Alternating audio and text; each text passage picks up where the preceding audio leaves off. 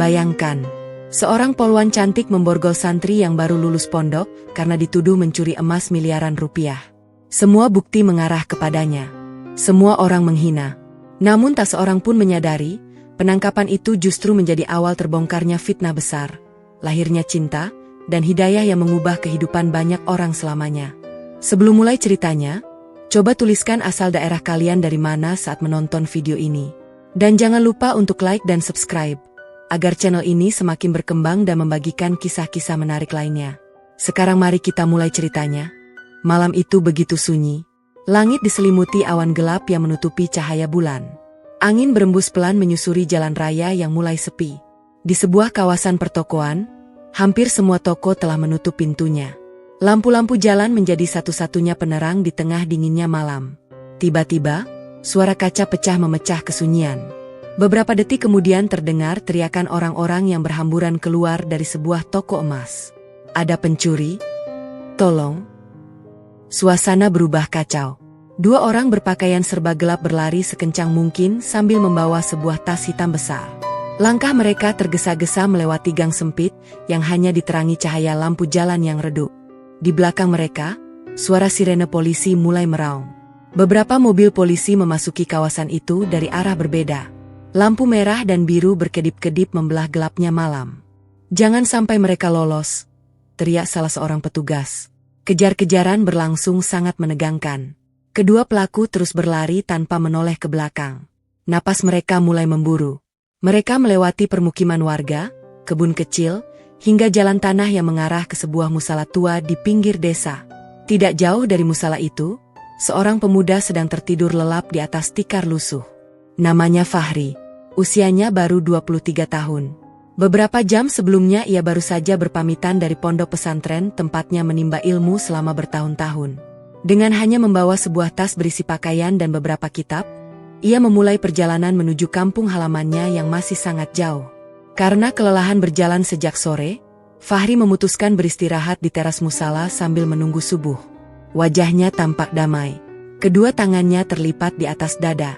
Ia sama sekali tidak mengetahui bahwa beberapa meter dari tempatnya tidur, dua orang sedang berlari menyelamatkan diri. Saat salah satu pelaku melihat sosok Fahri yang tertidur, ia langsung mengambil keputusan dalam hitungan detik. Tas hitam besar yang dibawanya dilempar begitu saja ke samping tubuh Fahri. Tas itu jatuh dengan suara pelan. Tanpa berhenti sedikit pun, kedua pelaku langsung menghilang ke balik kebun yang gelap. Semuanya terjadi begitu cepat. Kurang dari 5 detik. Beberapa saat kemudian, suara langkah kaki para polisi mulai terdengar semakin dekat. Sekitar sini, cari ke segala arah. Senter-senter dinyalakan. Sorot cahayanya menyapu halaman musala. Seorang polisi tiba-tiba berteriak, "Pak, ada orang di sini?" Semua petugas langsung berlari mendekat. Di hadapan mereka tampak seorang pemuda berpakaian putih sederhana sedang terbangun karena suara gaduh. Fahri mengusap matanya perlahan. Belum sempat ia berdiri, beberapa senjata telah diarahkan kepadanya. "Jangan bergerak." Fahri membeku. Ia memandang wajah-wajah asing di depannya dengan penuh kebingungan. "Ada apa, Pak?" Belum sempat ada jawaban, salah seorang petugas membuka tas hitam yang berada tepat di samping Fahri. Semua orang terdiam. Kilauan emas memenuhi isi tas tersebut. Gelang, kalung, cincin, batangan emas. Semuanya masih lengkap dengan label toko. Suasana menjadi hening beberapa detik.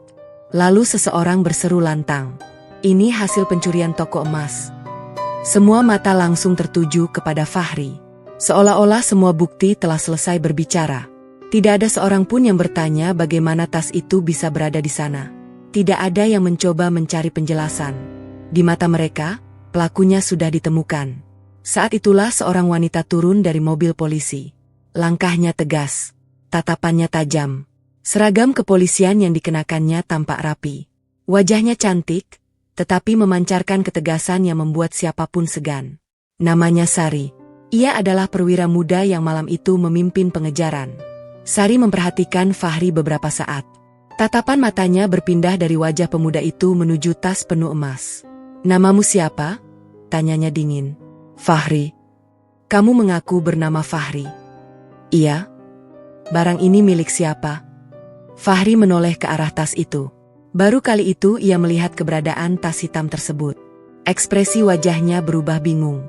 "Saya tidak tahu." Jawaban itu membuat beberapa polisi saling tersenyum sinis. Semua tersangka selalu bilang begitu. Fahri menarik napas pelan. "Saya benar-benar tidak tahu." Sari melangkah semakin dekat. "Kamu pikir kami mudah dibohongi?" "Saya tidak berbohong. Kamu ditemukan bersama barang curian." "Saya baru melihat tas itu sekarang." Seorang petugas langsung menyela. "Bu, jangan percaya. Ini pasti akalnya." Sari mengangguk pelan. Baginya, semua bukti sudah cukup. Tanpa banyak bicara ia mengeluarkan borgol. Klik. Besi dingin mengikat kedua pergelangan tangan Fahri. Pemuda itu tidak melakukan perlawanan sedikit pun. Ia hanya menatap langit sebentar. Kemudian mengucapkan kalimat yang sangat pelan. "Allah Maha Mengetahui." Kalimat sederhana itu justru membuat Sari semakin kesal. Menurut pengalamannya, tidak sedikit pelaku kejahatan yang menggunakan agama sebagai tameng. Ia memandang Fahri tanpa sedikit pun rasa iba. "Semua penjelasanmu nanti saja di kantor." Fahri hanya mengangguk. Sepanjang perjalanan menuju kantor polisi, ia duduk diam di dalam mobil. Tidak ada kemarahan, tidak ada tangisan. Ia bahkan tidak meminta belas kasihan. Kedua matanya hanya memandang keluar jendela. Sesekali bibirnya bergerak lirih melantunkan doa. Sikap itu membuat salah seorang polisi muda merasa heran. "Bu Sari, apa? Orang ini aneh. Maksudmu?" Biasanya tersangka marah-marah. Yang ini malah tenang. Sari menjawab singkat. Tenang belum tentu tidak bersalah. Mobil terus melaju menembus malam. Sesampainya di kantor polisi, proses pemeriksaan awal langsung dilakukan. Data diri Fahri dicatat. Barang bawaannya diperiksa. Yang ditemukan hanyalah beberapa potong pakaian, kitab-kitab agama, sajadah kecil, dan sebuah mushaf Al-Quran yang sudah tampak usang. Tidak ada uang dalam jumlah besar. Tidak ada barang mewah. Tidak ada benda mencurigakan. Semuanya begitu sederhana. Salah seorang petugas berkata pelan. "Kalau benar dia pencurinya, kenapa barang pribadinya begini?" Petugas lain langsung menjawab. "Banyak penjahat sekarang pintar menyamar." Ucapan itu membuat ruangan kembali dipenuhi prasangka. Fahri tetap duduk tenang. Ia menjawab semua pertanyaan dengan sopan. Tidak satu kali pun nada bicaranya meninggi. Sari terus memperhatikan setiap gerak-geriknya. Entah mengapa, semakin lama ia melihat Fahri, semakin sulit ia menemukan kepanikan yang biasanya muncul dari seorang pelaku kejahatan. Tatapan mata pemuda itu terasa bersih. Namun Sari segera menepis perasaannya. Ia tidak ingin penilaian pribadinya mengalahkan fakta yang ada di depan mata. Menjelang tengah malam, Fahri dimasukkan ke ruang tahanan sementara. Pintu besi ditutup rapat. Suara kunci bergema di lorong yang sepi. Sebelum penjaga pergi, Fahri meminta izin. "Pak, ada apa? Bolehkah saya berwudu?" Penjaga menatapnya beberapa saat. "Lagi pula untuk apa? Waktu salat belum saya tunaikan." Penjaga itu tampak ragu. Namun akhirnya ia mengizinkan. Dari balik kaca ruang pengawas, Sari yang belum pulang melihat semuanya. Ia memperhatikan Fahri berjalan menuju tempat wudu dengan langkah tenang. Tidak ada wajah penuh kebencian. Tidak ada keluhan karena dipenjara. Yang ada hanya ketenangan yang sulit dijelaskan. Setelah selesai berwudu, Fahri membentangkan sajadah kecilnya di sudut ruang tahanan. Ia berdiri menghadap kiblat. Dengan suara lirih ia memulai salat. Di luar ruangan, Sari masih berdiri memandangi layar pemantau. Untuk pertama kalinya sejak menjadi polisi, ia melihat seseorang yang baru saja dituduh melakukan kejahatan berat, tetapi tetap mampu bersujud dengan wajah yang begitu damai. Entah mengapa, pemandangan itu meninggalkan sebuah pertanyaan kecil di dalam hatinya. Pertanyaan yang belum mampu ia jawab. Dan tanpa ia sadari, malam penangkapan itu bukan hanya mengubah nasib seorang santri muda. Malam itu juga menjadi awal dari perubahan besar yang perlahan akan mengguncang keyakinan, hati, dan kehidupan seorang polwan cantik bernama Sari. Mentari baru saja muncul di ufuk timur ketika aktivitas di kantor polisi mulai ramai. Para petugas datang silih berganti. Suara kendaraan memenuhi halaman. Beberapa warga yang hendak membuat laporan duduk menunggu di ruang pelayanan. Di balik dinding bangunan itu, Fahri telah terbangun jauh sebelum azan subuh berkumandang. Ia kembali mengambil air wudhu dengan tenang. Lalu melaksanakan salat dalam ruang tahanan yang sederhana. Setelah selesai, ia membuka mushaf Al-Quran yang semalam disimpan bersama barang pribadinya. Dengan suara lirih, ia membaca ayat demi ayat sambil menunggu pagi benar-benar datang. Di ruang pengawas, kamera pemantau merekam seluruh aktivitas itu tanpa terlewat sedikit pun. Seorang petugas jaga memperhatikan layar sambil menyeruput kopi. Orang ini aneh. Rekannya menoleh. Kenapa? Sejak semalam tidak tidur lama. Bangun sebelum subuh. Salat. Habis itu baca Al-Quran. Mungkin cuma mau cari simpati. Petugas pertama mengangkat bahu. Bisa jadi. Percakapan itu terdengar oleh Sari yang baru saja memasuki ruangan. Tanpa berkata apa-apa, ia berdiri di depan layar pemantau. Matanya mengikuti setiap gerakan Fahri. Pemuda itu tampak begitu tenang. Tidak ada kecemasan. Tidak ada wajah putus asa. Seolah ruang tahanan bukan tempat yang mampu merampas ketenangan batinnya. Sari memalingkan wajah. Ia segera menuju ruang pemeriksaan. Hari ini aku sendiri yang menginterogasinya. Seorang penyidik mengangguk. Baik. Tidak lama kemudian, Fahri dibawa masuk ke ruang interogasi. Tangannya tidak lagi diborgol, tetapi dua petugas tetap berdiri di dekat pintu. Sari duduk di hadapan Fahri. Sebuah berkas tebal berada di atas meja. Ia membukanya perlahan. Nama? Fahri. Usia? 23 tahun. Pekerjaan? Saya baru lulus dari pondok pesantren. Sari menatap wajah Fahri beberapa detik. Kamu sadar berada di sini karena apa? Saya dituduh mencuri. Kamu tidak merasa mencuri? Tidak. Barang curian ditemukan tepat di sampingmu. Saya juga heran bagaimana tas itu bisa berada di sana. Sari mencondongkan tubuhnya. Kamu ingin mengatakan semua ini kebetulan? Saya hanya mengatakan apa yang saya alami. Kamu tidak melihat siapa yang meletakkan tas itu? Tidak. Kamu tidur begitu pulas? Iya. Sari mulai kehilangan kesabaran. Fahri. Iya. Kalau kamu memang tidak bersalah, kenapa tidak melarikan diri saat polisi datang? Fahri tersenyum tipis. Kenapa saya harus lari? Karena orang yang takut biasanya lari. Saya tidak takut. Jawaban itu membuat ruangan seketika hening. Sari mencoba membaca ekspresi Fahri. Tidak ada kegugupan. Tatapan matanya tetap teduh. Seolah ia sedang berbicara kepada seorang teman, bukan kepada polisi yang sedang memeriksanya. Sari kembali membuka berkas. Kamu tahu nilai emas yang ditemukan? Tidak. Jumlahnya sangat besar. Saya baru tahu sekarang. Kamu tidak tergoda? Fahri menggeleng pelan. Sejak kecil guru-guru saya mengajarkan bahwa rezeki yang bukan hak kita tidak akan membawa keberkahan. Jawaban itu membuat salah seorang penyidik di belakang Sari tersenyum sinis. Semua orang bisa bicara baik. Fahri menoleh sebentar, lalu berkata pelan. Perkataan memang mudah, yang sulit adalah menjalaninya. Ucapan itu justru membuat ruangan kembali sunyi. Sari menghela napas panjang. Ia memutuskan mengubah cara bertanya. Kamu berasal dari keluarga seperti apa? Sederhana. Orang tuamu hidup. Ibu saya sudah meninggal. Ayah? Sudah lama wafat. Kamu tinggal dengan siapa? Saya dibesarkan oleh seorang kiai di pondok. Sari mencatat semua jawaban. Tidak ada satupun yang berubah sejak pemeriksaan pertama. Semuanya tetap konsisten. Hal itu justru mulai mengganggu pikirannya. Selama bertugas menjadi polisi, ia sering menemukan tersangka yang ceritanya berubah setiap kali diperiksa. Namun Fahri berbeda. Jawabannya selalu sama. Tidak berlebihan. Tidak dikurangi. Tidak ditambah. Beberapa jam kemudian pemeriksaan dihentikan sementara. Fahri dikembalikan ke ruang tahanan. Sari masih duduk di ruang interogasi. Matanya menatap berkas yang berserakan di meja. Entah mengapa, ia merasa ada bagian yang hilang dari kasus ini. Tetapi semua bukti yang ada tetap mengarah kepada Fahri. Siang harinya, seorang pedagang datang ke kantor polisi. Ia mengaku mengenali Fahri. Sari segera memanggilnya. Bapak kenal dengan pemuda itu? Iya. Seberapa kenal? Beberapa kali dia lewat depan warung saya kalau pulang dari pondok. Menurut bapak dia seperti apa? Pedagang itu berpikir sebentar. Anaknya sopan? Sudah itu saja. Kalau beli makanan selalu bayar pas. Sari mengernyitkan dahi. Memangnya kenapa? Pedagang itu tersenyum kecil. Pernah saya kasih tambahan gorengan gratis.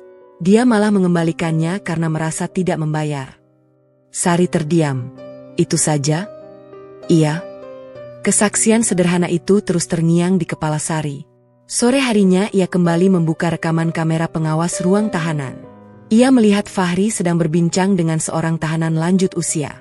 Pria tua itu tampak murung. Beberapa menit kemudian Fahri memberikan roti yang menjadi jatah makannya. Pria tua itu menolak. Namun Fahri tetap memaksanya sambil tersenyum. Tidak berhenti sampai di situ. Menjelang maghrib, Fahri kembali membantu seorang tahanan lain yang kesulitan berjalan karena sakit pada kakinya. Padahal mereka baru saling mengenal. Sari memiringkan kepalanya. Kenapa dia melakukan semua itu? Petugas jaga menjawab. Mungkin ingin dianggap baik. Sari tidak segera menjawab. Ada sesuatu yang berbeda. Semua tindakan Fahri dilakukan ketika tidak ada penyidik di sekitar. Ia bahkan tidak tahu bahwa seluruh gerak-geriknya sedang direkam kamera. Kalau semua itu hanya sandiwara, untuk siapa ia berpura-pura? Pertanyaan itu kembali memenuhi pikiran Sari. Malam tiba. Sebagian besar petugas mulai pulang. Namun Sari memilih tetap berada di kantor. Ia duduk sendirian di ruang pengawas. Matanya terus memperhatikan layar kamera. Fahri kembali membuka mushaf Al-Quran. Ia membaca dengan suara yang lembut. Kemudian menutupnya perlahan. Lalu kedua tangannya terangkat. Ia sedang berdoa. Sari memperbesar tampilan kamera. Bibir Fahri bergerak perlahan. Suaranya memang tidak terdengar. Namun dari gerakan bibirnya, Sari dapat membaca beberapa kalimat. Berikanlah kesehatan kepada orang-orang yang menjagaku. Ampunilah orang-orang yang menuduhku. Lapangkan hati mereka untuk menerima kebenaran. Sari membeku. Ia mengulang rekaman itu sekali lagi.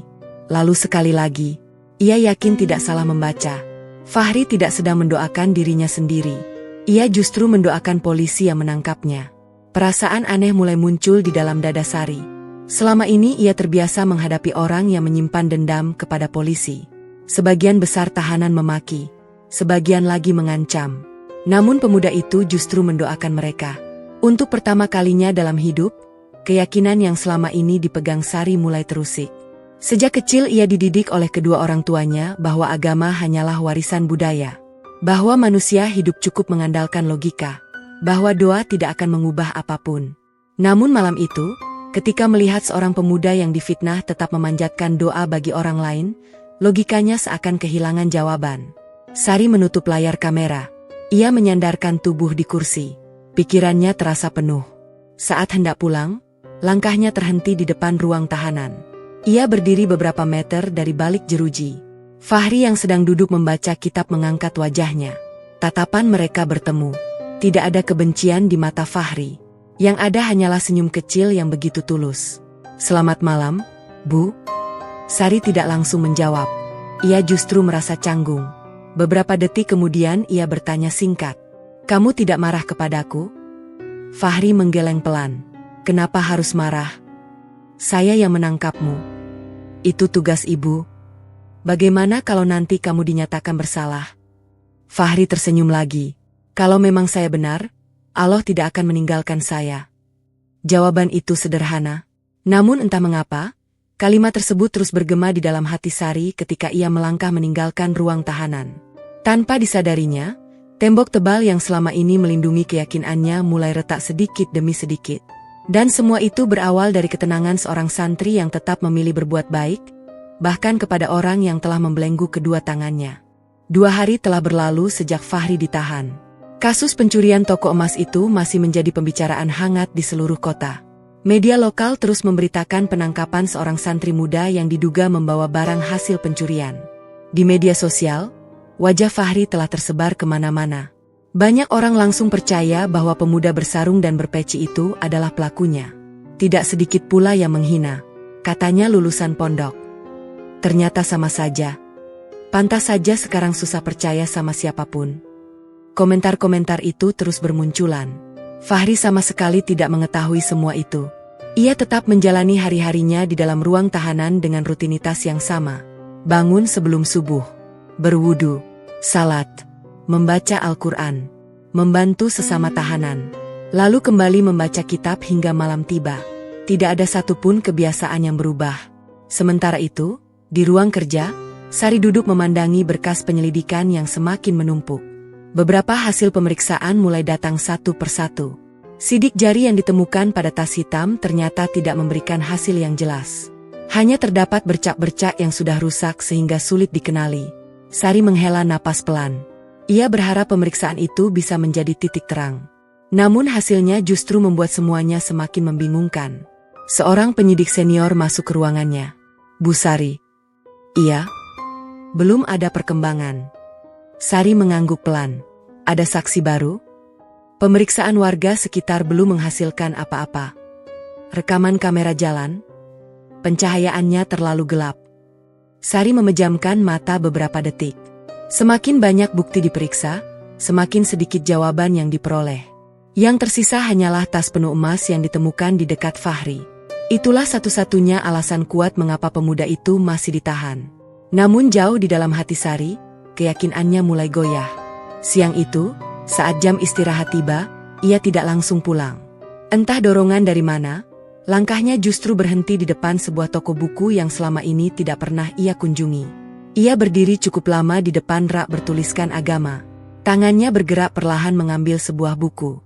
Judulnya sederhana, Mengenal Islam dari Hati. Sari membaca sampulnya beberapa saat. Lalu mengembalikannya. Ia mengambil buku lain. Kemudian buku berikutnya. Tanpa sadar, hampir setengah jam ia berdiri di tempat yang sama. Seorang pegawai toko menghampirinya. Mau saya bantu, Mbak? Sari sedikit terkejut. Oh, tidak apa-apa. Kalau sedang mencari buku tentang Islam, rak sebelah juga ada. Sari hanya mengangguk kecil. Beberapa menit kemudian ia berjalan menuju kasir sambil membawa 2 buah buku tipis. Ia membayar dengan cepat, lalu memasukkan buku-buku itu ke dalam tas agar tidak terlihat orang lain. Sepanjang perjalanan pulang, pikirannya dipenuhi rasa heran terhadap dirinya sendiri. Mengapa ia membeli buku agama? Padahal selama 27 tahun hidupnya, ia sama sekali tidak pernah tertarik mempelajari agama apapun. Sesampainya di apartemen, Sari langsung mengunci pintu. Ia meletakkan tas di meja, lalu perlahan mengeluarkan kedua buku tersebut. Ia membuka halaman pertama. Awalnya hanya berniat membaca beberapa menit. Namun tanpa terasa, waktu berlalu hampir 2 jam.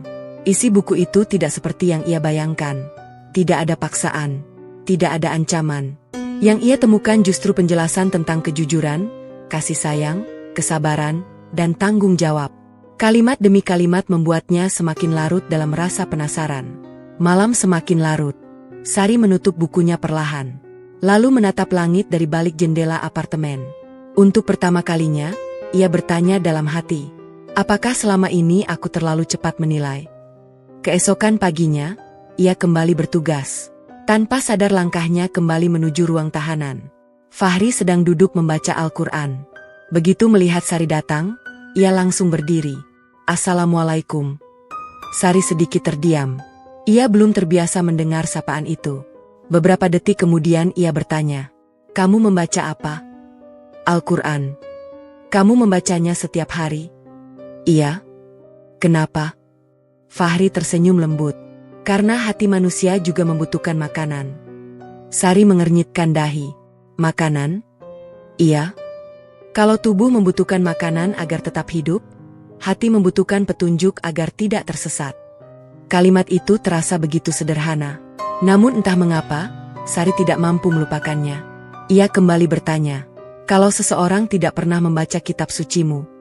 Fahri menjawab tanpa sedikit pun menghakimi. Itu hak setiap orang. Kamu tidak marah? Kenapa harus marah? Bukankah kamu ingin semua orang mengikuti keyakinanmu? Fahri menggeleng pelan. Hidayah bukan milik manusia. Lalu milik siapa? Milik Allah. Jawaban itu kembali membuat Sari terdiam. Tidak ada nada memaksa. Tidak ada kesombongan. Yang ada hanyalah ketulusan. Percakapan mereka terhenti ketika seorang penyidik masuk membawa map berwarna biru. Bu Sari. Iya. Hasil pemeriksaan tambahan sudah keluar. Sari segera menuju ruang penyidikan. Ia membuka berkas itu dengan penuh harap. Namun hasilnya kembali membuatnya berpikir. Tidak ditemukan adanya aliran uang dalam rekening Fahri yang mencurigakan. Riwayat kehidupannya di pondok pesantren juga dipenuhi kesaksian baik dari para guru maupun warga sekitar. Bahkan kepala pondok datang langsung memberikan keterangan. Kami mengenal Fahri sejak kecil. Apakah selama di pondok pernah melakukan pelanggaran? Tidak pernah. Apakah pernah mengambil barang milik orang lain? Justru sering mengembalikan barang yang bukan miliknya. Sari mendengarkan semua kesaksian itu dengan saksama. Semuanya saling menguatkan. Tidak satu pun menggambarkan Fahri sebagai seorang pencuri. Sore harinya, seorang jaksa yang menangani perkara tersebut datang untuk berdiskusi. Setelah memeriksa seluruh berkas, ia menutup map perlahan. Lanjutkan penyelidikan. Maksud Bapak? Bukti yang ada masih sangat lemah. Sari mengangguk pelan. Untuk pertama kalinya sejak kasus ini dimulai, ia mendengar orang lain memiliki keraguan yang sama dengannya. Malam kembali tiba. Sari duduk sendirian di ruang kerjanya. Ia membuka buku yang dibelinya kemarin. Salah satu kalimat membuat matanya berhenti. Orang yang paling kuat bukanlah yang mampu mengalahkan orang lain, tetapi yang mampu mengalahkan amarahnya sendiri. Sari mengingat wajah Fahri. Selama 2 hari itu, pemuda tersebut sama sekali tidak pernah menunjukkan kemarahan. Padahal ia dihina, dituduh, dipenjara. Namun wajahnya tetap damai. Tanpa sadar, Sari tersenyum kecil. Kemudian ia menutup buku itu. Keesokan harinya, perkembangan besar akhirnya datang. Penyidik berhasil menemukan beberapa fakta baru yang menunjukkan bahwa keberadaan Fahri di lokasi kejadian tidak cukup membuktikan dirinya sebagai pelaku utama. Jaksa memutuskan bahwa penahanan tidak dapat terus dilakukan tanpa bukti tambahan yang lebih kuat. Siang itu, Fahri dipanggil keluar dari ruang tahanan. Sari berdiri menunggunya. Beberapa petugas mulai membuka pintu besi. Suara kunci bergema pelan. Fahri melangkah keluar. Sari menatapnya beberapa saat sebelum berkata, "Penyelidikan masih berjalan." Fahri mengangguk. "Saya mengerti. Tetapi mulai hari ini kamu boleh pulang." Tidak ada sorak gembira. Tidak ada tangisan. Fahri hanya tersenyum penuh syukur. "Alhamdulillah." Sari memperhatikan ekspresi itu. Ia heran. Mengapa orang yang baru memperoleh kebebasan justru tampak lebih sibuk bersyukur daripada menyalahkan keadaan? Saat Fahri mengambil tas berisi pakaian dan kitab-kitabnya, Sari tiba-tiba memanggil, "Fahri." Pemuda itu menoleh. "Iya, Bu." Sari terdiam beberapa detik. Entah mengapa, ia merasa ingin mengatakan sesuatu. Namun semua kalimat yang telah ia susun menghilang begitu saja. Akhirnya ia hanya mampu berkata lirih, "Hati-hati di jalan." Fahri tersenyum hangat. "Terima kasih." Sebelum melangkah pergi, ia menundukkan kepala dengan penuh hormat. "Saya juga berdoa semoga Ibu selalu diberi kesehatan dan kemudahan dalam menjalankan tugas." Kalimat itu membuat Sari membeku. Seharusnya dialah yang meminta maaf. Namun justru orang yang pernah ia borgol masih sempat mendoakannya. Sari hanya mampu mengangguk pelan. Ia memperhatikan langkah Fahri yang semakin menjauh meninggalkan halaman kantor polisi. Tanpa disadarinya, ada ruang kosong yang tiba-tiba muncul di dalam hatinya. Perkenalan yang hanya berlangsung beberapa hari itu telah meninggalkan jejak yang tidak mudah dihapus. Sementara di kejauhan, ada sepasang mata yang diam-diam memperhatikan seluruh kejadian itu dari dalam sebuah mobil berwarna hitam. Tatapannya tajam. Wajahnya dipenuhi rasa tidak suka. Ia menggenggam setir begitu kuat hingga ruas-ruas jarinya memutih. Orang itu baru saja menyaksikan bagaimana seorang polwan yang selama ini dikenal dingin mulai menunjukkan perhatian kepada seorang santri. Dan sejak saat itulah, benih kebencian mulai tumbuh, membawa ancaman baru yang jauh lebih berbahaya daripada fitnah pertama. Mobil hitam itu masih terparkir di seberang jalan. Di balik kaca yang gelap, sepasang mata terus mengikuti langkah Fahri yang berjalan perlahan meninggalkan kantor polisi. Pemuda itu memanggul tas lusuhnya, mengenakan baju putih sederhana, lalu menghilang di ujung jalan tanpa sedikit pun menoleh ke belakang. Pria yang duduk di balik kemudi mengepalkan tangannya. Rahangnya mengeras. Tatapannya dipenuhi rasa tidak percaya. Jadi benar? Suara itu lirih, tetapi penuh kemarahan. Namanya Rendra. Seorang perwira polisi yang memiliki karir cemerlang dan dikenal sebagai sosok yang tegas di lingkungan kerjanya. Beberapa bulan yang lalu, ia pernah menjalin hubungan dengan Sari. Semua rekan kerja mengira mereka akan segera menikah. Namun hubungan itu berakhir secara tiba-tiba.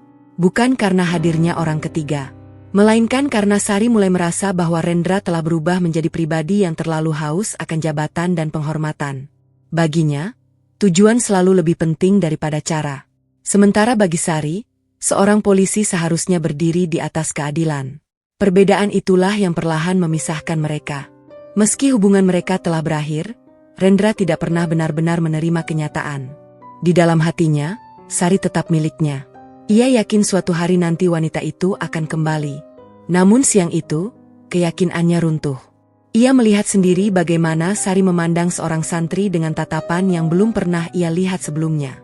Bukan tatapan seorang penyidik kepada mantan tersangka, melainkan tatapan penuh rasa hormat. Perasaan cemburu mulai membakar dadanya. Seorang santri miskin? Rendra menggeleng pelan. Tidak mungkin. Ia menyalakan mesin mobil. Namun bukannya pulang, ia justru mengikuti Fahri dari kejauhan. Fahri berjalan kaki menyusuri jalan raya. Sesekali ia berhenti untuk membeli air minum. Kemudian kembali melanjutkan perjalanan menuju terminal. Tidak ada seorang pun yang menjemputnya. Tidak ada keluarga yang menunggu. Ia benar-benar sendiri. Rendra tersenyum sinis. Beginikah orang yang berhasil menarik perhatian Sari? Ia semakin tidak terima. Dalam pikirannya, Sari pantas bersanding dengan seorang perwira polisi, bukan dengan pemuda sederhana yang bahkan tidak memiliki pekerjaan tetap. Hari itu juga, Rendra mulai mencari seluruh informasi tentang Fahri. Ia membuka arsip kepolisian, membaca hasil pemeriksaan, mempelajari latar belakangnya. Namun semakin banyak ia membaca, semakin kesal hatinya. Tidak ada catatan buruk, tidak pernah terlibat masalah. Bahkan hampir semua kesaksian menggambarkan Fahri sebagai pribadi yang jujur. Rendra menutup berkas itu dengan keras. Kalau tidak ada kesalahan, ia tersenyum tipis. Berarti tinggal dibuat. Di sisi lain, kehidupan Fahri perlahan kembali berjalan. Ia diterima kembali di pondok pesantren untuk sementara waktu sambil menunggu keadaan benar-benar tenang. Sang kiai menyambutnya dengan pelukan hangat. "Anakku." Fahri menundukkan kepala. Maaf telah membuat pondok menjadi bahan pembicaraan. Sang kiai menggeleng pelan. Bukan kamu yang membuat semua itu terjadi. Tetapi nama pondok ikut tercemar. Nama baik akan kembali apabila pemiliknya tetap menjaga akhlak. Fahri mengangguk. Insya Allah. Sang kiai menatap wajah murid kesayangannya itu. Apakah kamu membenci polisi yang menangkapmu? Fahri tersenyum kecil. Tidak. Kenapa? Mereka hanya menjalankan tugas. Lalu bagaimana dengan orang yang memfitnahmu? Fahri menatap halaman pondok yang dipenuhi pepohonan rindang. Kalau saya membalas kebencian dengan kebencian, apa bedanya saya dengan orang yang membenci? Sang kiai tersenyum bangga. Teruslah menjaga hatimu. Sementara itu, Sari mulai mengalami perubahan yang tidak disadari oleh siapapun. Setiap pulang bekerja, ia selalu membuka buku-buku tentang Islam yang dibelinya. Malam demi malam ia membaca hingga larut. Ia mulai memahami makna sabar, makna ikhlas, makna memaafkan. Bahkan ia membeli satu buku lagi yang membahas kisah para nabi. Semakin banyak membaca, semakin banyak pula pertanyaan yang muncul di dalam pikirannya. Suatu sore, ketika sedang merapikan meja kerjanya, ia menemukan sebuah kertas kecil yang tertinggal di dalam berkas Fahri. Kertas itu berisi tulisan tangan yang rapi. Jangan pernah membalas keburukan dengan keburukan, sebab kebaikan akan menemukan jalannya sendiri. Sari memandangi tulisan itu cukup lama. Ia tidak tahu kapan Fahri menulisnya. Namun kalimat tersebut terasa begitu dalam. Tanpa sadar ia memasukkan kertas itu ke dalam buku catatannya. Beberapa hari kemudian, seluruh anggota kepolisian mengikuti rapat mingguan. Semua pejabat hadir, termasuk Rendra. Saat rapat selesai, ia sengaja menghampiri Sari. Sudah lama kita tidak bicara. Sari menoleh sekilas. Ada yang penting? Kamu berubah. Dalam hal apa? Dulu kamu tidak pernah membela tersangka. Sari menghela napas. Aku tidak membelanya. Lalu kenapa kamu begitu yakin dia bukan pelakunya? Aku hanya mengikuti fakta. Rendra tersenyum tipis. Atau mengikuti perasaan? Sari langsung menatap tajam. Jaga ucapanmu. Aku hanya mengingatkan. Aku tidak butuh diingatkan. Suasana mulai terasa tegang. Beberapa polisi yang berada di sekitar mereka memilih menjauh. Rendra kembali berbicara dengan suara pelan. Sari, Iya. Jangan sampai karirmu hancur hanya karena seseorang yang bahkan baru kamu kenal. Sari menjawab tanpa ragu. Karir akan hancur kalau kita meninggalkan keadilan. Kalimat itu membuat wajah Rendra berubah. Ia tidak lagi menemukan Sari yang dulu selalu menurut kepadanya. Wanita itu kini memiliki keberanian yang berbeda. Keberanian yang justru membuatnya semakin tertarik sekaligus semakin marah. Malam harinya, Rendra mendatangi sebuah kafe yang sepi. Ia duduk di sudut ruangan sambil menerima telepon. Aku butuh bantuan. Suara di seberang sana terdengar pelan. Bantuan apa? Cari semua informasi tentang Fahri. Untuk apa? Aku ingin tahu setiap langkahnya. Kalau tidak menemukan apa-apa. Rendra tersenyum dingin. Kalau tidak ada kesalahan, jangan khawatir. Ia berhenti sejenak. Setiap manusia bisa dibuat terlihat bersalah. Telepon pun berakhir. Tatapan Rendra berubah semakin tajam. Ia merasa harga dirinya dipermalukan. Bukan karena kalah dalam pekerjaan, melainkan karena seorang wanita yang pernah mencintainya kini mulai mengagumi seseorang yang sama sekali tidak memiliki kedudukan. Di dalam hatinya, muncul tekad yang berbahaya. Ia tidak akan membiarkan hubungan itu tumbuh. Apapun caranya. Beberapa hari kemudian, Sari mendapat jadwal cuti 1 hari. Tanpa tujuan yang jelas, ia mengendarai mobilnya keluar kota. Entah mengapa, pikirannya terus mengarah kepada pondok pesantren tempat Fahri dibesarkan. Setelah hampir 1 jam perjalanan, ia tiba di depan gerbang pondok. Bangunannya sederhana. Santri-santri tampak membersihkan halaman. Sebagian sedang menghafal Al-Quran di bawah pohon. Suasananya begitu tenang. Sari turun dari mobil. Belum sempat melangkah jauh, seorang santri kecil menghampirinya. Mau mencari siapa, Kak? Saya? Sari sempat ragu. Saya ingin bertemu Fahri. Santri kecil itu tersenyum. Tunggu sebentar. Ia berlari menuju halaman belakang. Tidak lama kemudian, Fahri muncul dengan pakaian sederhana yang sama seperti saat keluar dari kantor polisi. Begitu melihat Sari, wajahnya tampak terkejut. Ibu Sari. Sari tersenyum canggung. Maaf kalau mengganggu. Tidak sama sekali. Saya hanya... Kalimat itu terhenti. Untuk pertama kalinya, seorang poluan yang dikenal tegas itu justru kesulitan menyusun kata-kata. Fahri mempersilakan Sari duduk di bangku kayu di bawah pohon mangga. Angin sore bertiup lembut. Suara lantunan hafalan Al-Quran terdengar dari kejauhan. Suasana damai itu membuat hati Sari terasa jauh lebih tenang dibandingkan hiruk-pikuk kantor polisi. Namun tanpa mereka sadari, dari kejauhan seseorang sedang mengangkat telepon genggam. Lensa kameranya mengarah tepat ke arah Sari dan Fahri yang sedang berbincang. Satu demi satu foto diambil secara diam-diam. Foto-foto itulah yang kelak menjadi awal fitnah baru. Fitnah yang bukan hanya mengancam karir Sari sebagai seorang poluan, tetapi juga akan menyeret Fahri ke dalam ujian yang jauh lebih berat daripada tuduhan pertama. Sore mulai berganti malam. Langit yang semula cerah perlahan diselimuti awan kelabu.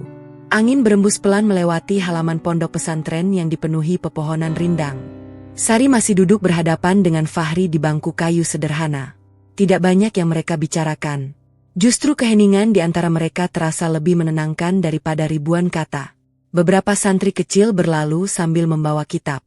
Mereka menundukkan kepala dengan sopan ketika melewati Sari. Pemandangan itu membuat hati Sari kembali dipenuhi rasa heran. Semua anak di sini selalu seperti ini? Tanyanya pelan. Fahri mengangguk. Kami diajarkan menghormati siapapun. Termasuk orang yang pernah menyakitimu? Fahri tersenyum kecil. Kalau hanya menghormati orang yang baik kepada kita, itu mudah.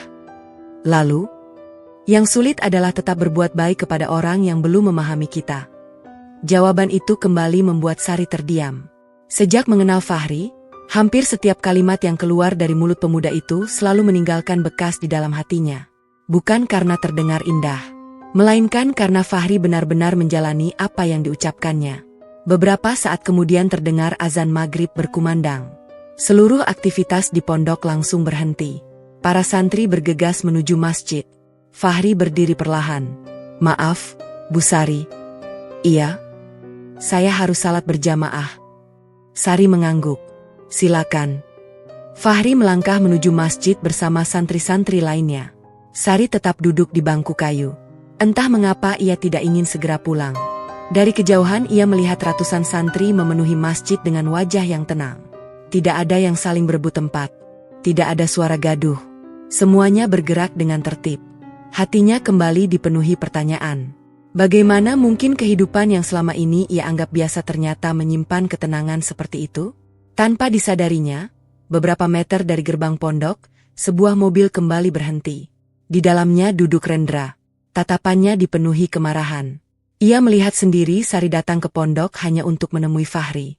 Rasa cemburu yang selama ini ia tahan akhirnya berubah menjadi kebencian. Jadi benar. Ia mengangkat telepon. Kirim semua foto itu sekarang. Beberapa menit kemudian, telepon genggam Sari mulai dipenuhi pesan. Namun ia belum sempat membukanya. Keesokan paginya, suasana kantor polisi terasa berbeda. Beberapa anggota tampak berbisik-bisik ketika Sari melewati lorong. Sebagian langsung menghentikan pembicaraan. Sebagian lagi hanya saling berpandangan. Sari mulai merasa ada yang tidak beres. Baru saja ia memasuki ruang kerja, atasannya memanggil. Sari. Iya, Pak. Tolong masuk. Di dalam ruangan sudah ada dua perwira senior. Wajah mereka tampak serius. Salah seorang meletakkan sebuah telepon genggam di atas meja. Lihat ini. Sari mengambilnya. Matanya langsung membesar. Di layar terlihat beberapa foto dirinya sedang duduk berdua bersama Fahri di pondok pesantren. Foto-foto itu diambil dari kejauhan sehingga terlihat seolah mereka sedang bertemu secara diam-diam. Kamu bisa menjelaskan? Sari menarik napas pelan. Saya datang hanya untuk memastikan kondisi Fahri setelah dibebaskan.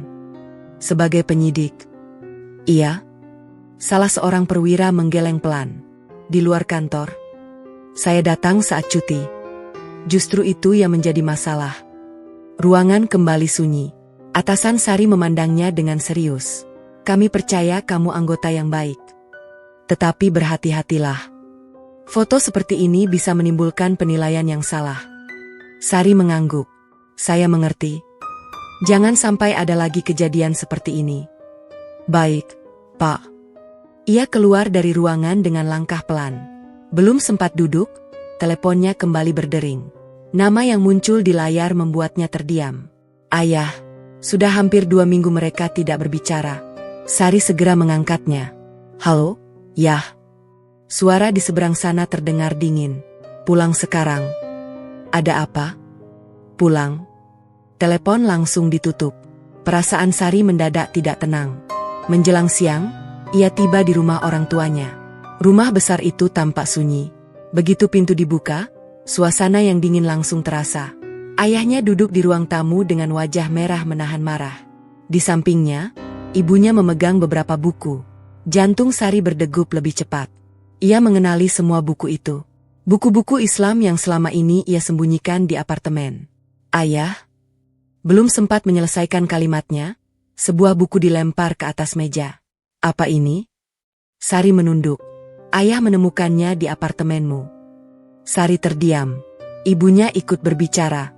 Kenapa kamu menyembunyikan semua ini? Sari menarik napas panjang. Aku hanya ingin belajar. Belajar apa? Tentang Islam. Kalimat itu membuat ayahnya berdiri.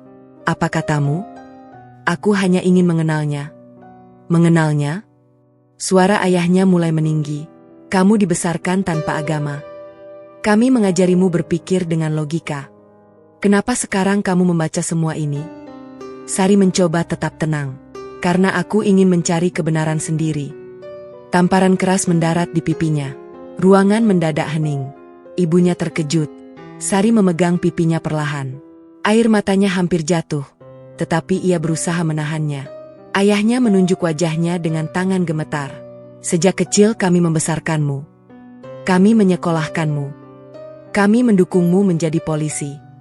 Lalu sekarang kamu menghina semua yang kami ajarkan. Sari menggeleng. Ayah, aku tidak menghina siapapun. Lalu apa ini? Ayahnya mengangkat Al-Quran yang juga ditemukan di apartemen. Kamu membawa kitab ini ke rumahmu? Iya. Karena siapa? Sari terdiam beberapa detik. Kemudian menjawab jujur. Aku mulai mengenal Islam setelah bertemu Fahri. Kalimat itu seperti menyiram api dengan minyak. Wajah ayahnya berubah semakin merah. Jadi benar. Semua ini karena santri itu. Ibunya mulai menangis. Sari, apa yang sebenarnya terjadi denganmu? Sari mendekati ibunya. Aku hanya ingin mengenal agama yang mengajarkan kesabaran. Belum sempat ia melanjutkan, ayahnya kembali membentak. Cukup. Mulai hari ini, jangan pernah membawa pembicaraan itu ke rumah ini. Sari mengangkat wajah. Maaf, Yah. Tidak. Kamu yang harus memilih. Memilih? Iya. Kalau kamu masih ingin menjadi anak kami, putuskan semua hubungan dengan santri itu. Ruangan kembali sunyi. Sari memejamkan mata. Di dalam dadanya terjadi pergulatan yang sangat berat. Di satu sisi berdiri kedua orang tua yang telah membesarkannya. Di sisi lain ada keyakinan yang baru mulai tumbuh di dalam hatinya. Perlahan ia membuka mata. Suaranya bergetar. Ayah, aku tidak bisa membenci orang yang tidak bersalah. Ayahnya langsung mengambil map berwarna merah dari atas meja. Ia melemparkannya ke hadapan Sari. Itu salinan kartu keluarga.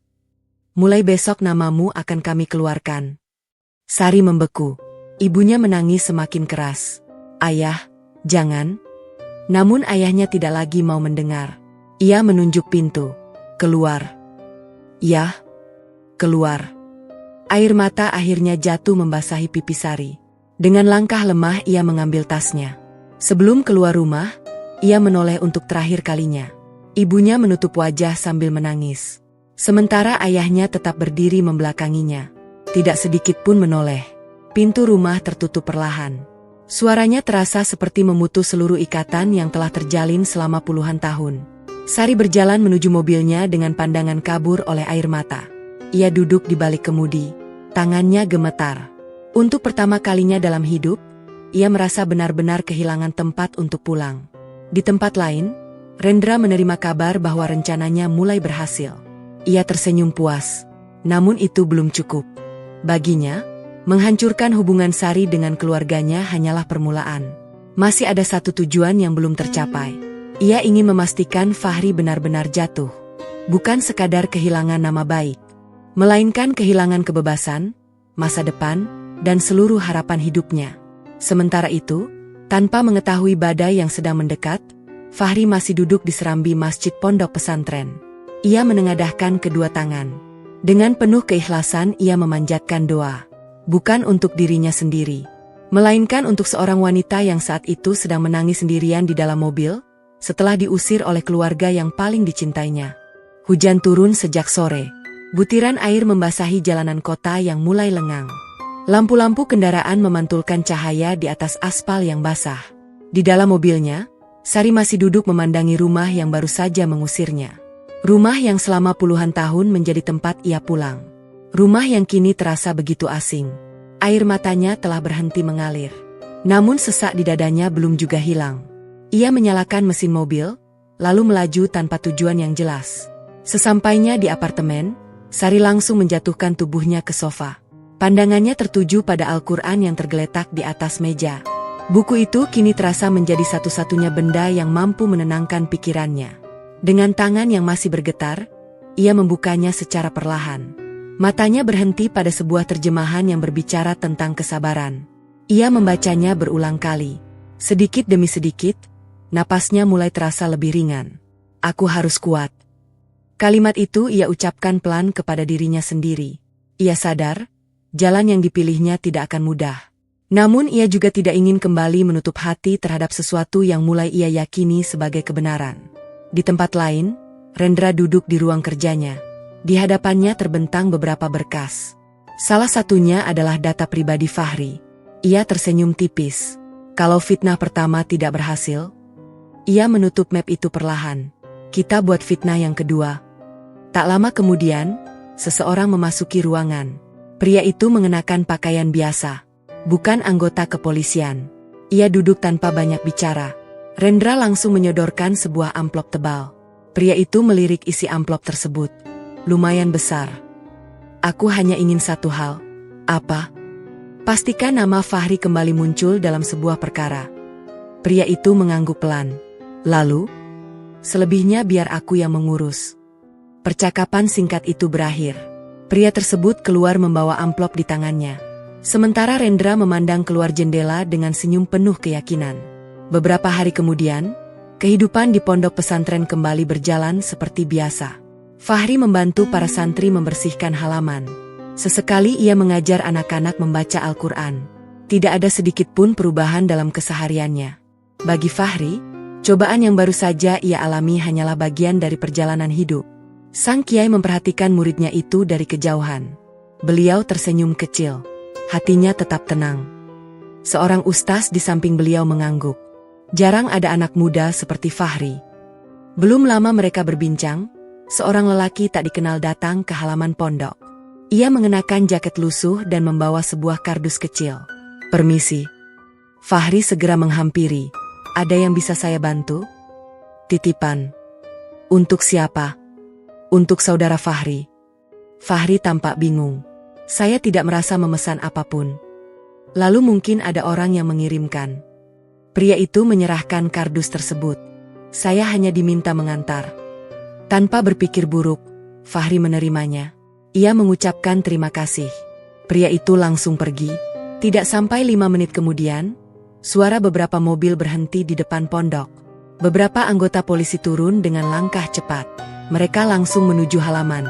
Salah seorang petugas berseru lantang, "Fahri." Fahri menoleh. "Iya, kami mendapat laporan." "Laporan apa, Pak?" Petugas itu menunjuk kardus yang masih berada di tangan Fahri. "Tolong letakkan barang itu." Fahri semakin bingung. "Memangnya ada apa?" "Letakkan sekarang." Fahri menurut. Kardus itu diletakkan perlahan di atas bangku kayu. Salah seorang petugas membukanya. Suasana mendadak berubah tegang. Di dalam kardus terdapat beberapa bungkus berisi serbuk yang diduga merupakan obat terlarang. Para santri langsung saling berpandangan. Sang kiai mengernyitkan dahi.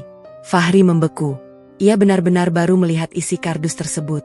Petugas segera melangkah mendekat. "Fahri, kamu ikut kami?" Salah seorang santri spontan berseru. "Itu bukan milik Kak Fahri." Petugas menjawab tegas. "Semuanya akan dijelaskan nanti." Fahri menatap sang kiai.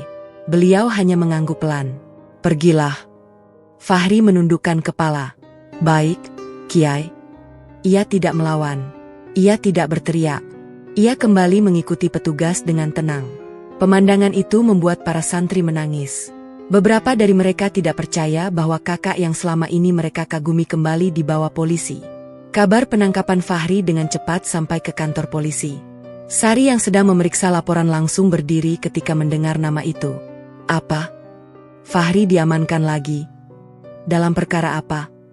"Dugaan membawa obat terlarang." Sari langsung menggeleng. "Tidak mungkin."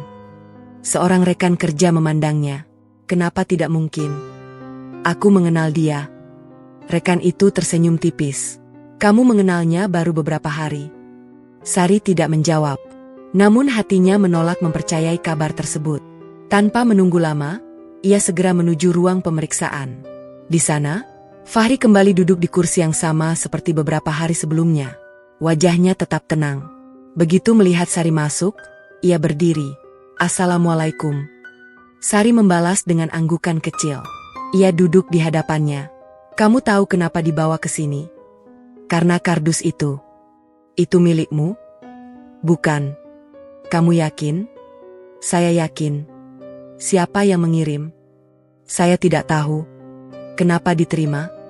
"Karena orang itu mengatakan ada titipan." Sari menghela napas panjang. Ia memperhatikan mata Fahri. Tatapan itu masih sama. Tidak berubah sedikit pun. Tidak tampak kepanikan. Tidak tampak kebohongan. Justru hal itu membuat Sari semakin yakin ada sesuatu yang janggal. "Ada saksi?" "Saya menerima kardus itu di depan banyak santri." "Apakah mereka melihat isi kardus?" "Tidak."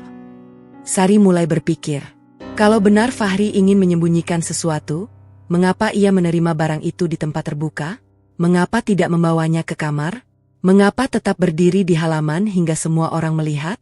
Logikanya terasa tidak masuk akal. Sore harinya, Sari meminta izin memeriksa kembali seluruh kronologi. Ia melihat laporan penangkapan, melihat waktu laporan masuk, melihat siapa pelapor pertama. Semakin lama membaca, dahinya semakin berkerut. Laporan masuk hanya beberapa menit setelah kardus diterima. Ia bergumam pelan. Bagaimana pelapor bisa tahu isi kardus secepat itu? Pertanyaan itu membuatnya terdiam. Ia membuka data lain. Alamat pengirim tidak jelas. Nama kurir juga tidak lengkap. Bahkan nomor telepon yang dicantumkan ternyata tidak aktif. Sari menatap berkas itu lama sekali. Nalurinya sebagai penyidik mulai berbicara. Seseorang sedang mengatur semua ini. Malam harinya, Rendra berdiri di lorong kantor polisi. Ia melihat Sari keluar dari ruang pemeriksaan. Wajahmu kelihatan lelah. Sari menatapnya dingin. Kamu sudah tahu tentang Fahri? Tentu. Apa pendapatmu? Rendra tersenyum kecil. Akhirnya topengnya terbuka juga. Sari langsung menggeleng. Aku tidak percaya. Kamu masih membelanya? Aku membela kebenaran. Rendra mendekat beberapa langkah. Kadang orang terlihat baik sampai akhirnya tertangkap. Sari menatap lurus ke matanya. Lalu kadang orang terlihat terhormat, padahal menyembunyikan banyak kebusukan. Senyum Rendra perlahan menghilang. Untuk beberapa detik mereka saling menatap tanpa berkedip. Tak ada satupun yang mengalah. Di balik tatapan tenang Sari, mulai tumbuh tekad yang semakin kuat. Ia tidak hanya ingin membebaskan Fahri dari fitnah. Ia ingin menemukan siapapun yang sedang memainkan hukum demi kepentingan pribadi. Dan tanpa disadarinya, langkah pertama menuju kebenaran baru saja dimulai. Sementara itu, di dalam ruang tahanan, Fahri kembali membentangkan sajadah kecilnya. Ia berdiri menghadap kiblat. Di tengah ujian yang datang untuk kedua kalinya, bibirnya tetap mengucapkan doa. Ia memohon agar Allah menjaga hati orang-orang yang sedang mencari kebenaran. Termasuk hati seorang polwan yang kini mulai mempertaruhkan seluruh hidup dan karirnya demi mengungkap sebuah rekayasa yang semakin terlihat nyata. Pagi itu udara di kantor polisi terasa lebih dingin dari biasanya. Hujan semalam masih menyisakan genangan air di halaman. Para anggota kepolisian mulai berdatangan dengan wajah serius. Di balik kesibukan yang terlihat biasa, sebuah ketegangan perlahan mulai menyelimuti suasana. Sari datang lebih awal. Semalaman ia hampir tidak tidur. Pikirannya terus dipenuhi berbagai kejanggalan dalam kasus Fahri. Semakin ia menyusun potongan-potongan peristiwa, semakin kuat keyakinannya bahwa ada seseorang yang sengaja menjebak pemuda itu. Namun keyakinan saja tidak cukup. Ia membutuhkan bukti. Tanpa bukti, semua tuduhan hanya akan menjadi dugaan. Sari membuka kembali seluruh berkas yang berkaitan dengan penangkapan Fahri. Ia menyusun laporan berdasarkan urutan waktu. Laporan diterima. Petugas bergerak. Kardus ditemukan. Fahri diamankan. Semuanya terlihat rapi. Terlalu rapi. Sari mengusap dahinya perlahan. Siapa yang pertama kali menerima laporan ini? Ia memanggil salah seorang petugas administrasi. Tolong bantu saya. Iya, Bu. Saya ingin melihat data panggilan yang masuk sebelum penangkapan. Petugas itu segera membuka sistem. Beberapa menit kemudian data mulai muncul. Sari membaca satu demi satu. Nomor pelapor tercatat. Namun ketika dicocokkan dengan identitas, nomor tersebut ternyata menggunakan data yang tidak lengkap. Nomor ini sudah dihubungi? Sudah. Hasilnya? Tidak aktif. Sari semakin curiga. Ia meminta data lokasi panggilan. Ternyata titik asal panggilan berada tidak jauh dari pondok pesantren. Kalau pelapor berada sedekat itu, ia bergumam pelan. Berarti dia melihat langsung. Tetapi ada satu hal yang mengganggunya. Bagaimana seseorang bisa mengetahui isi kardus hanya beberapa menit setelah kardus itu diterima Fahri? Kecuali, orang itu memang sudah mengetahui isi kardus sejak awal. Jantung Sari berdegup lebih cepat. Ia segera berdiri. Aku harus ke pondok. Menjelang siang, Sari tiba di pondok pesantren. Suasananya jauh berbeda dibandingkan kunjungan sebelumnya. Beberapa santri tampak murung. Sebagian masih tidak percaya bahwa Fahri kembali dibawa polisi. Sang Kiai menyambut Sari dengan ramah. Silakan masuk. Terima kasih, Kiai. Mereka duduk di serambi masjid. Angin bertiup pelan membawa aroma tanah yang masih basah. Sari langsung membuka buku catatannya. Kiai. Iya. Saya ingin mengetahui apa yang sebenarnya terjadi sebelum Fahri ditangkap. Sang Kiai mengangguk.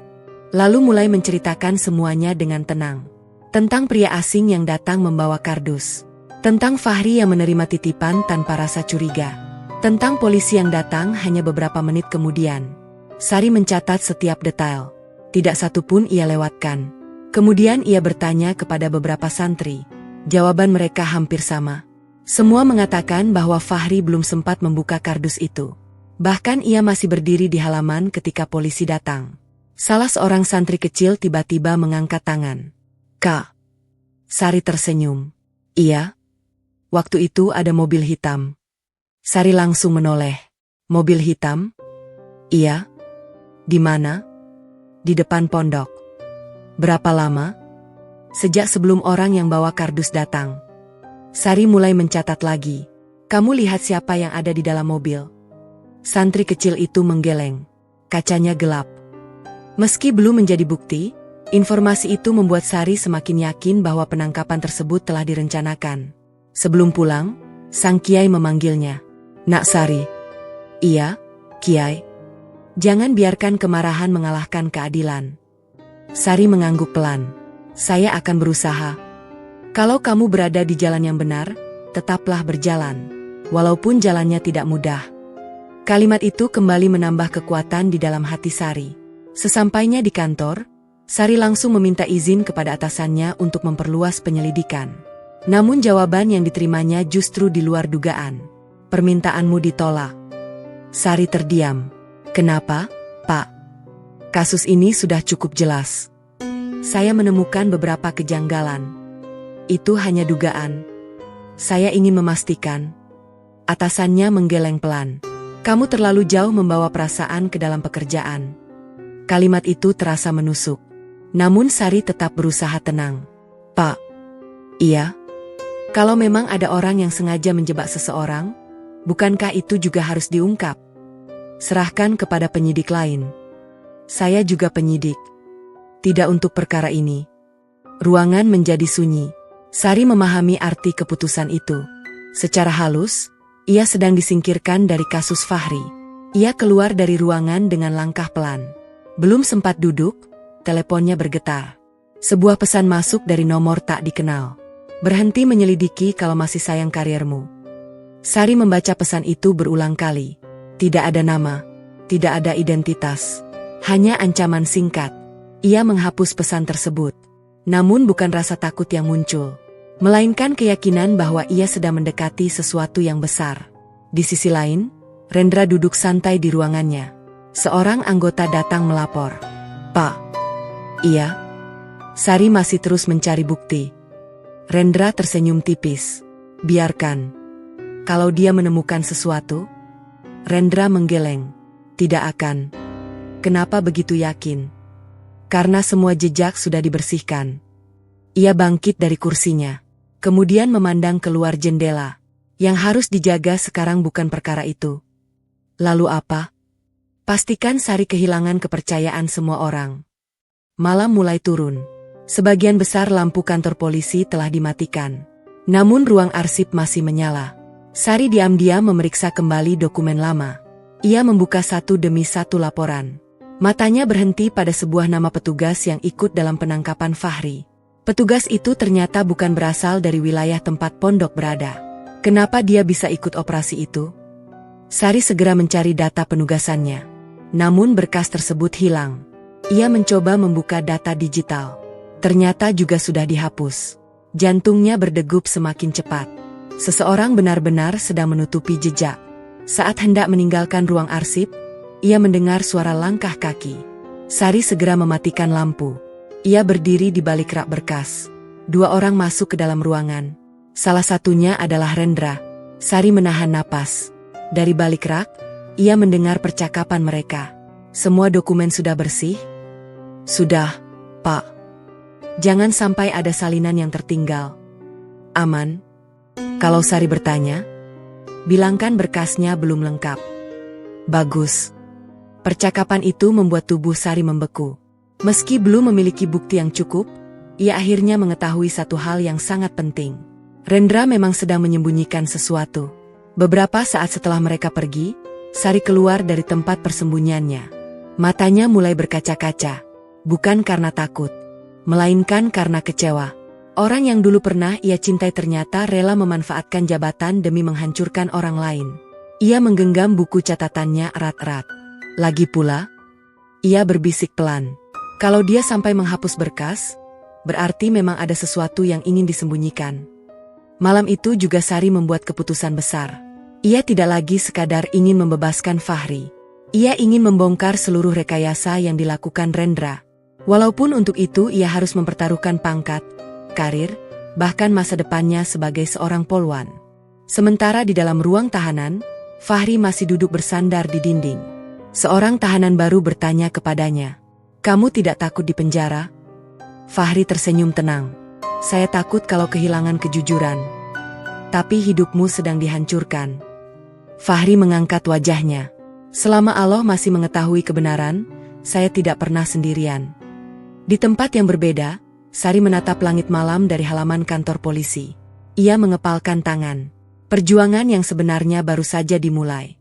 Dan kali ini, lawan yang harus ia hadapi bukan lagi seorang penjahat di jalanan, melainkan seseorang yang berdiri di dalam institusi yang selama ini ia banggakan. Fajar menyingsing perlahan. Langit yang semula gelap mulai dihiasi semburat jingga. Udara pagi terasa sejuk. Burung-burung berkicau di halaman kantor polisi, seolah tidak mengetahui bahwa di dalam bangunan itu sedang terjadi pertarungan antara kejujuran dan kepentingan. Sari datang lebih pagi daripada biasanya. Semalaman ia memikirkan percakapan yang tanpa sengaja didengarnya di ruang arsip. Kalimat Rendra terus terngiang di kepalanya. "Semua dokumen sudah bersih." Ucapan itu menjadi bukti bahwa ada sesuatu yang sengaja disembunyikan. Walaupun belum cukup untuk menyeret siapapun ke hadapan hukum, setidaknya Sari kini mengetahui bahwa nalurinya selama ini tidak salah. Ia membuka buku catatan kecil yang selalu dibawanya.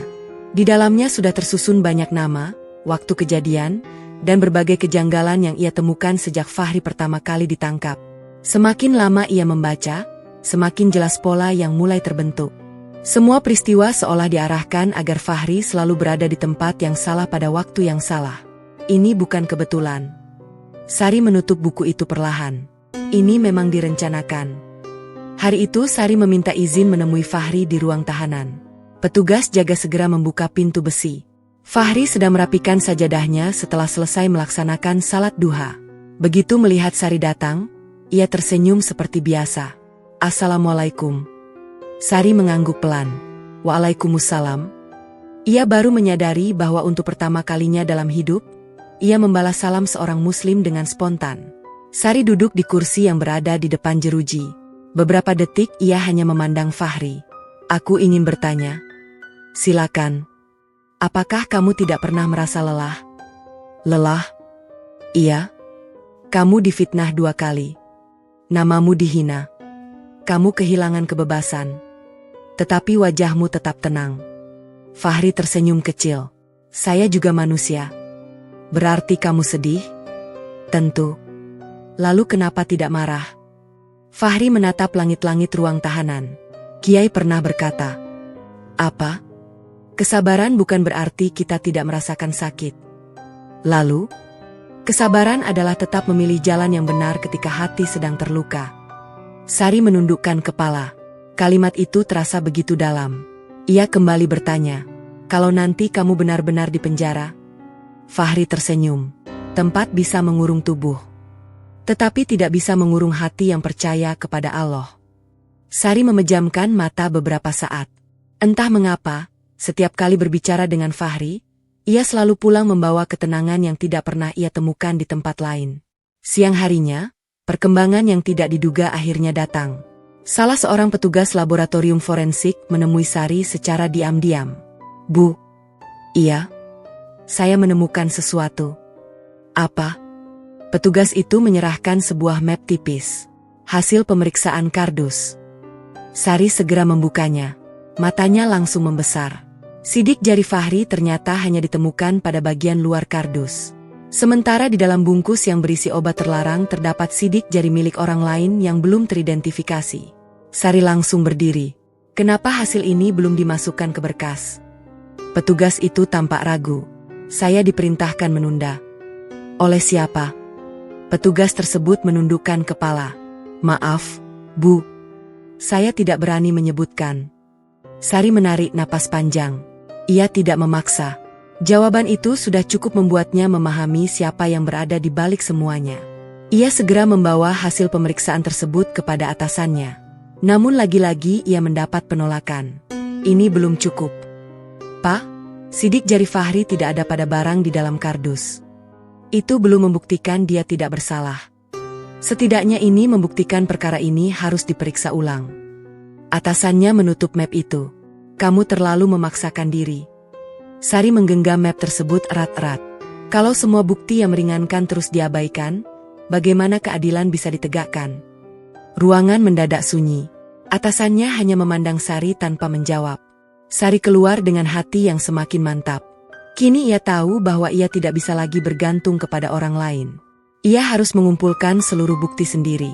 Beberapa hari kemudian, penyelidikan yang dilakukan Sari akhirnya membuahkan hasil. Pria yang mengantar kardus ke pondok berhasil ditemukan. Awalnya pria itu menolak berbicara. Namun setelah diyakinkan bahwa keselamatan keluarganya akan dilindungi, ia akhirnya menangis. Saya hanya disuruh. Disuruh siapa? Tanya Sari. Saya tidak kenal. Dibayar? Iya. Untuk apa? Disuruh mengantar kardus kepada seorang santri. Apakah kamu tahu isi kardus itu? Pria itu menggeleng sambil menangis. Saya benar-benar tidak tahu. Kalau tahu, saya tidak akan mau. Sari mencatat seluruh keterangannya. Perlahan tabir mulai terbuka. Pria itu juga mengingat satu hal yang sangat penting. Ia pernah melihat seseorang yang mengawasi dari dalam mobil hitam. Meskipun tidak melihat wajahnya dengan jelas, ia masih mengingat sebagian nomor kendaraan tersebut. Informasi itu menjadi titik terang pertama yang selama ini dicari Sari. Sore itu, Rendra dipanggil oleh atasannya. Ia mulai merasa ada yang tidak beres. Beberapa pertanyaan yang diajukan kepadanya membuat wajahnya berubah. Ketika keluar dari ruangan, ia melihat Sari berdiri di lorong. Tatapan mereka kembali bertemu. Kamu? Sari menjawab dengan tenang. Aku. Kamu sedang bermain api. Aku sedang mencari kebenaran. Rendra mendekat. Kamu pikir bisa menjatuhkanku? Aku tidak ingin menjatuhkan siapapun. Lalu? Aku hanya ingin orang yang tidak bersalah dibebaskan. Rendra tertawa pelan. Kamu berubah sejak mengenal santri itu. Sari menatapnya tanpa rasa takut. Iya. Dia mengajariku sesuatu. Apa? Bahwa jabatan tidak ada artinya kalau kehilangan hati nurani. Kalimat itu membuat wajah Rendra memerah. Ia mengepalkan tangan. Namun kali ini Sari tidak lagi gentar. Beberapa hari berselang, seluruh bukti yang berhasil dikumpulkan akhirnya cukup untuk membuka kembali perkara Fahri. Penyelidikan resmi dilakukan ulang. Satu demi satu kejanggalan mulai terbongkar. Keterangan para saksi saling menguatkan. Hasil laboratorium akhirnya dimasukkan ke dalam berkas. Kesaksian pria pengantar kardus juga diterima. Tidak lama kemudian, Fahri resmi dinyatakan tidak terbukti terlibat dalam perkara tersebut. Pintu ruang tahanan kembali terbuka. Fahri melangkah keluar dengan wajah yang tetap tenang. Beberapa anggota polisi menghampirinya. Ada yang menundukkan kepala karena merasa bersalah. Ada pula yang meminta maaf. Fahri membalas semuanya dengan senyum. Saya sudah memaafkan. Jawaban itu membuat beberapa petugas terharu. Sari berdiri beberapa meter dari sana. Matanya mulai berkaca-kaca. Semua perjuangan yang ia lakukan akhirnya tidak sia-sia. Namun kemenangan itu harus dibayar mahal. Pada sore hari yang sama, surat keputusan turun dari pimpinan. Sari dipindahkan sementara dari satuan penyidikan sambil menunggu pemeriksaan internal. Sebagian orang menganggapnya terlalu berani. Sebagian lagi menganggapnya melanggar batas. Tetapi Sari sama sekali tidak menyesal. Baginya, kehilangan jabatan jauh lebih ringan daripada membiarkan orang yang tidak bersalah menderita. Malam itu, setelah semua urusan selesai, Sari mengunjungi sebuah masjid kecil yang berada tidak jauh dari apartemennya. Masjid itu tidak terlalu ramai. Hanya beberapa orang yang sedang membaca Al-Quran. Sari duduk di sudut ruangan. Air matanya perlahan jatuh. Ia mengingat seluruh perjalanan hidupnya. Pertemuannya dengan Fahri. Ketenangan yang selalu ia lihat. Kesabaran yang tidak pernah habis. Dan perubahan yang perlahan terjadi di dalam hatinya. Beberapa menit kemudian, seorang ustaz tua menghampirinya. Nah, Sari mengangkat wajah. Iya. Ada yang bisa saya bantu? Dengan suara yang bergetar, Sari akhirnya mengucapkan kalimat yang telah lama tersimpan di dalam hatinya. Saya ingin memeluk Islam. Ustaz itu tersenyum hangat. Tanpa banyak pertanyaan, beliau membimbing Sari mengucapkan 2 kalimat syahadat dengan penuh kelembutan. Air mata Sari mengalir semakin deras. Bukan karena sedih, melainkan karena untuk pertama kalinya dalam hidupnya, ia merasakan kedamaian yang selama ini selalu ia cari. Di luar masjid, langit malam tampak begitu cerah. Sementara di tempat lain, Rendra baru menerima kabar bahwa Fahri telah dibebaskan dan seluruh rekayasanya mulai terbongkar. Wajahnya berubah pucat. Ia menyadari satu kenyataan yang paling ia takuti. Ia tidak hanya kehilangan Sari. Ia juga mulai kehilangan kekuasaan yang selama ini membuatnya merasa tidak tersentuh. Beberapa bulan telah berlalu. Musim berganti tanpa terasa. Kehidupan Sari berubah hampir sepenuhnya.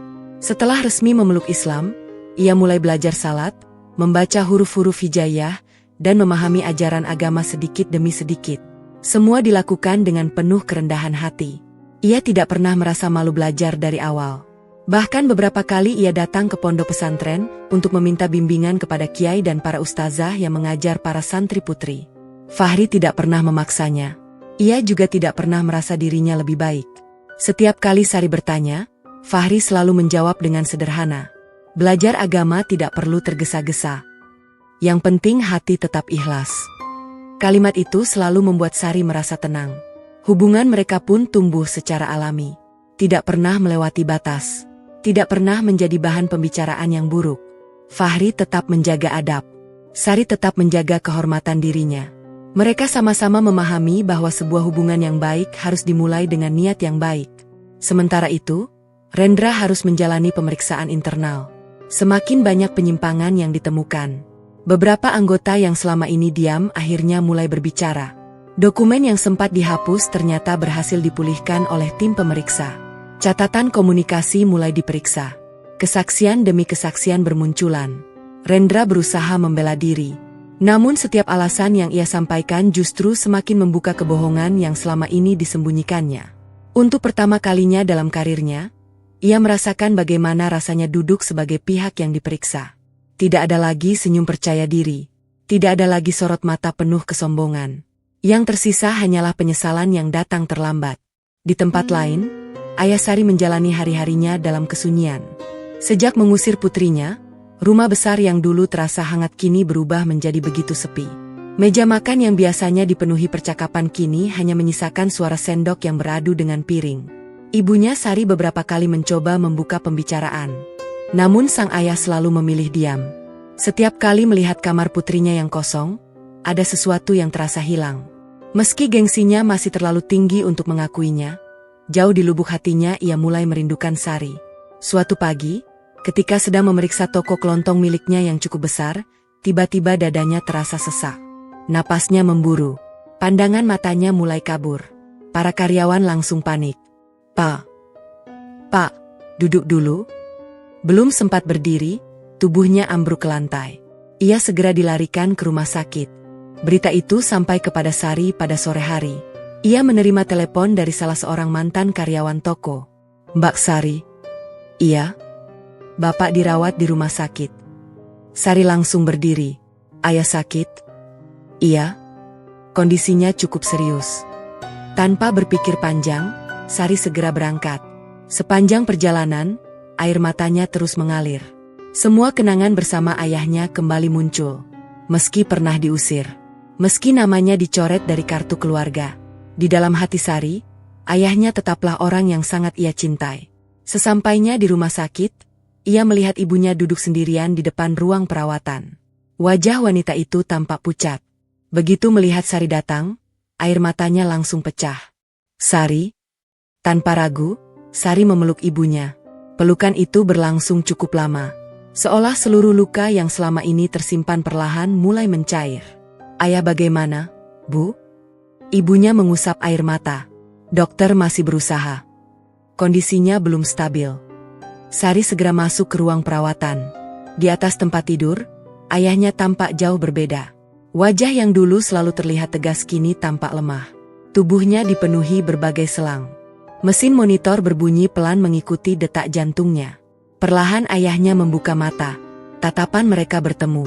Untuk beberapa detik, tidak ada satupun yang berbicara.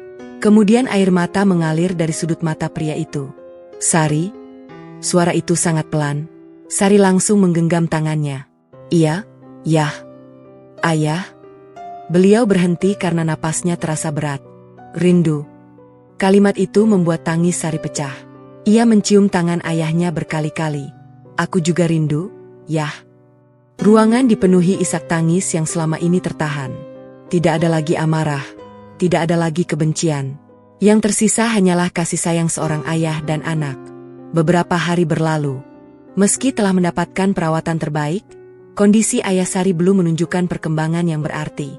Dokter telah melakukan berbagai pemeriksaan. Namun pemulihannya berjalan sangat lambat. Suatu sore, Sari keluar dari ruang perawatan. Ia duduk sendirian di lorong rumah sakit. Wajahnya tampak lelah. Saat itulah sebuah suara lembut memanggil. Bu Sari. Sari menoleh. Di ujung lorong berdiri Fahri. Ia mengenakan baju koko putih sederhana dan membawa sebuah tas kecil. Kamu? Sari tampak terkejut. Bagaimana kamu tahu? Saya mendengar kabar dari salah seorang santri. Sari tersenyum haru. Terima kasih sudah datang. Fahri menundukkan kepala. Saya hanya ingin mendoakan beliau. Sari mengangguk. Masuklah. Fahri melangkah perlahan menuju ruang perawatan. Begitu memasuki ruangan, ia langsung memberi salam dengan sopan. Ayah Sari membuka mata. Tatapannya langsung tertuju kepada pemuda yang dulu begitu ia benci. Beberapa saat suasana menjadi hening. Kemudian Fahri mendekat sambil tersenyum. Bagaimana kabarnya, Pak? Ayah Sari tidak langsung menjawab. Ia justru menatap Fahri cukup lama. Aku?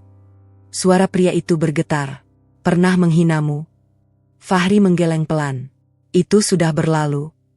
Aku juga mengusir anakku. Fahri tersenyum lembut.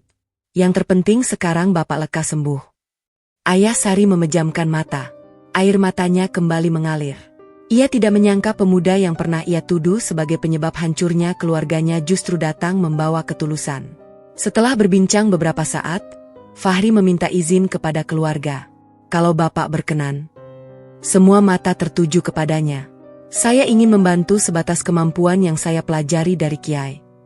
Ibunya Sari tampak bingung. Maksudnya? Saya hanya ingin membacakan doa dan melakukan terapi sederhana yang biasa diajarkan di pondok. Tidak ada unsur paksaan. Tidak ada janji yang berlebihan. Hanya sebuah ikhtiar yang disampaikan dengan penuh kerendahan hati. Ayah Sari mengangguk pelan. Silakan. Fahri mengambil air putih yang berada di atas meja. Ia membacakan beberapa ayat Al-Quran dengan suara yang sangat lembut. Suasana ruangan mendadak terasa begitu tenang. Kemudian ia mempersilakan Ayah Sari meminum air tersebut. Setelah itu, Fahri membantu memijat beberapa titik pada tangan dan bau sang ayah dengan gerakan yang perlahan. Semua dilakukan dengan penuh kehati-hatian. Tidak ada seorang pun yang berbicara. Sari hanya memandang dengan mata berkaca-kaca. Di dalam hatinya, ia terus memohon kepada Allah agar memberikan yang terbaik bagi ayahnya. Hari itu tidak terjadi keajaiban yang langsung terlihat. Namun keesokan paginya, dokter yang memeriksa kondisi Ayah Sari tampak terkejut. Tekanan darahnya mulai stabil. Napasnya jauh lebih baik. Wajahnya juga terlihat lebih segar dibandingkan hari-hari sebelumnya. Perkembangannya sangat baik. Ucapan dokter membuat seluruh keluarga saling berpandangan. Harapan yang sempat hampir padam kini kembali menyala. Sementara Ayah Sari memandang Fahri yang sedang berdiri di dekat jendela. Di dalam hatinya, mulai tumbuh sebuah keyakinan baru. Keyakinan yang perlahan meruntuhkan seluruh kesombongan yang selama ini ia pertahankan. Ia sadar, pemuda yang dulu pernah ia hina ternyata datang bukan membawa dendam, melainkan membawa kasih sayang dan ketulusan yang tidak pernah ia bayangkan sebelumnya. Mentari pagi menyinari jendela ruang perawatan. Cahayanya masuk perlahan, menghangatkan ruangan yang beberapa hari sebelumnya dipenuhi kecemasan. Mesin pemantau detak jantung masih berbunyi pelan, tetapi kali ini iramanya jauh lebih stabil. Dokter kembali melakukan pemeriksaan. Ia memeriksa tekanan darah, mendengarkan detak jantung, lalu tersenyum. Perkembangannya sangat baik. Sari dan ibunya saling berpandangan. Wajah mereka dipenuhi rasa syukur. Dokter melanjutkan penjelasannya. Kalau kondisinya terus seperti ini, beberapa hari lagi beliau sudah boleh pulang. Sari menutup wajahnya. Air mata kembali jatuh. Namun kali ini bukan karena kesedihan, melainkan karena rasa syukur yang begitu besar. Setelah dokter keluar, suasana ruangan menjadi tenang. Ayah Sari memanggil putrinya dengan suara yang masih lemah. Sari. Iya, Yah. Duduklah di dekat ayah. Sari segera menghampiri. Ia kembali menggenggam tangan ayahnya. Tangan yang dulu begitu kuat membimbingnya belajar berjalan. Tangan yang pernah menamparnya karena kemarahan. Kini tangan itu terasa lemah dan penuh penyesalan. Ayah Sari memandang putrinya lama sekali.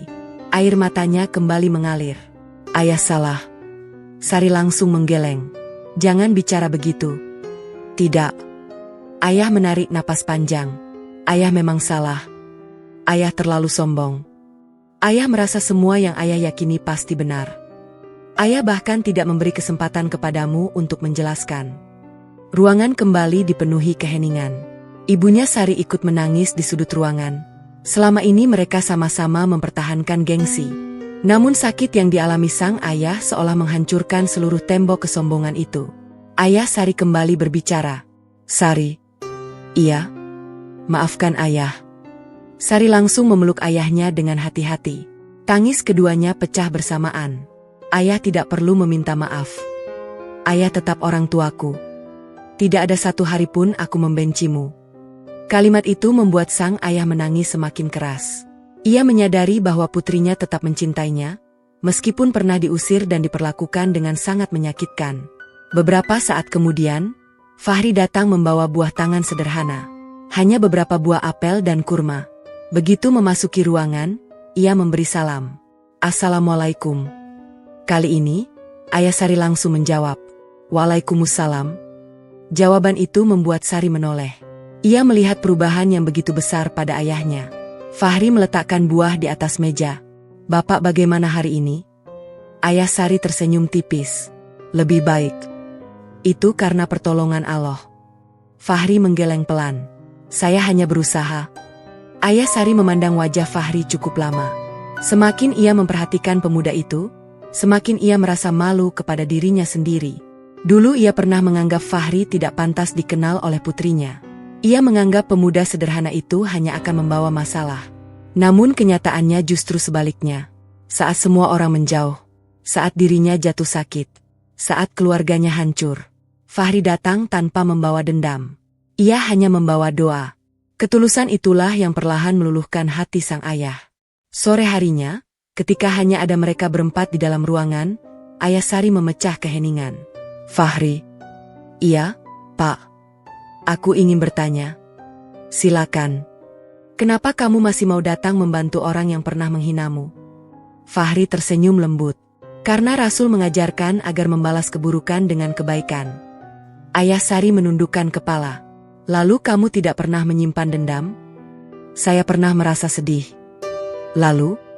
Tetapi saya tidak ingin kesedihan berubah menjadi kebencian.